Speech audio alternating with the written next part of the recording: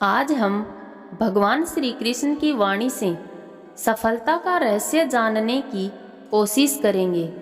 भगवान श्री कृष्ण के अनुसार इस संसार में हर व्यक्ति सफल होना चाहता है।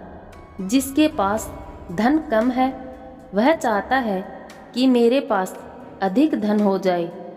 जिस व्यक्ति के पास ज्ञान की कमी है वह चाहता है कि मैं बुद्धिमान बन जाऊं।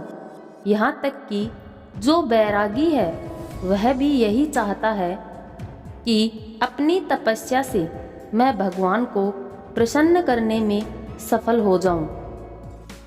इस प्रकार से संपूर्ण संसार में सभी लोगों की अपनी लालसाएं और कामनाएं सफलता से जुड़ी हैं। लेकिन फिर भी क्यों हर व्यक्ति अपने जीवन में सफल नहीं हो पाता है? आखिर इसका क्या कारण है? श्री कृष्ण के अनुसार व्यक्ति सफलता के स्वप्न तो खूब देखता है, लेकिन उस सपने को सच करने की क्षमता अपेक्षाकृत कम लोगों में ही होती है। मित्रों, भगवान श्री कृष्ण के अनुसार सफलता केवल उनके पैर चूमती है जिनके पैर धरातल पर होते हैं। यानी कि सफल होने का पहला नियम तो यही है कि व्यक्ति को हमेशा अपनी असलियत से रूबरू होना चाहिए।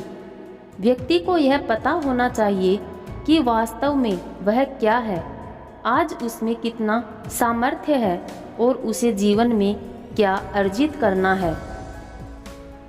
कई लोगों को स्वयं की जानकारी तो होती है, लेकिन अपने आसपास के वातावरण से प्रभावित होकर वे स्वयं को अयोग्य मान बैठते हैं। उन्हें अपनी किस्मत बुरी लगने लगती है और वे सोचने लगते हैं शायद अब उनके जीवन में सफलता नहीं लिखी। उन्होंने अपनी दुर्बलता को अपने जीवन में धारण कर लिया है और शायद उनसे कभी बाहर ना निकलने की कसम खा रखी है। इसलिए मित्रों, सफलता प्राप्त करने के लिए द्वितीय नियम स्वयं की जानकारी प्राप्त करने के बाद स्वयं में विश्वास जगाना होता है। कहते हैं कि अधूरा ज्ञान सबसे खतरनाक होता है। इस बात का उदाहरण है अभिमन्यु। अभिमन्यु बहुत ही वीर और बहादुर योद्धा था, लेकिन उसकी मृत्यु जिस परिस्थिति में हुई उसके बारे में सभी जानते हैं। मुसीबत के समय यह अधूरा ज्ञान किसी भी काम का नहीं रहता है। आप अपने ज्ञान में पारंगत बने। किसी एक विषय में तो दक्षता हासिल होना ही चाहिए।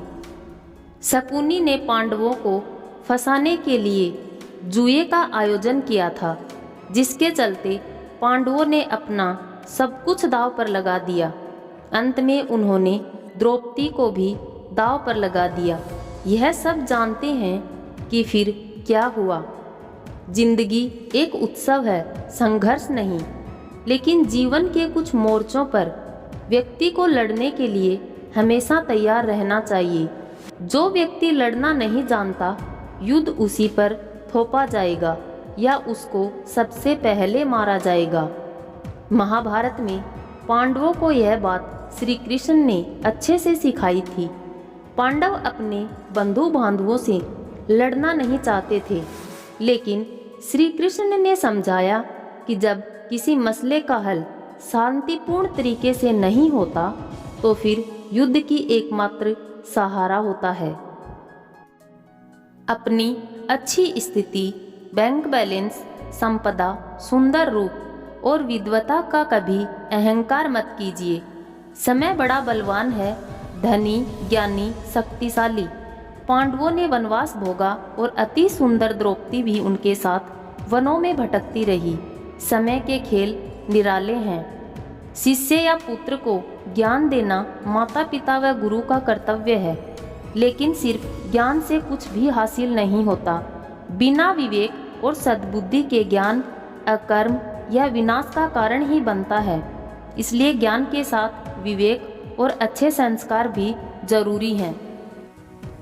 न्याय हमेशा उन लोगों के साथ होता है जो शक्तिशाली हैं, या जो न्याय पाने के लिए प्राणपण से उत्सुक हैं, जिन्होंने अपने लिए न्याय मांगा है, उनके साथ ईश्वर ने न्याय किया भी है। मांगोगे तो नहीं मिलेगा, यह प्रकृति का नियम है। यह जगत या व्यक्ति जैसा है वैसा कभी दिखाई नहीं देता, अर्थात लोग जैसे दिखते हैं वैसे होते नहीं, चाहे वह कोई भी हो। गीता में श्री कृष्ण ने हर व्यक्ति के लिए 5 गुण बताए हैं जो होने जरूरी हैं। गीता के अनुसार हर व्यक्ति में शांति, सौम्यता, मौन, आत्म संयम और पवित्रता जैसी चीजें होनी चाहिए। ये 5 चीजें मन को अनुशासित करती हैं। श्री कृष्ण के अनुसार हर व्यक्ति में ये सारे गुण होने चाहिए, तभी वह सही मार्ग पर चल सकता है। गीता में कहा गया है कि कोई भी किसी व्यक्ति का भाग्य नहीं बदल सकता, लेकिन अच्छी प्रेरणा देकर उसका मार्गदर्शन किया जा सकता है। श्री कृष्ण के अनुसार जीवन में कभी मौका मिले तो सारथी बनना, स्वार्थी नहीं।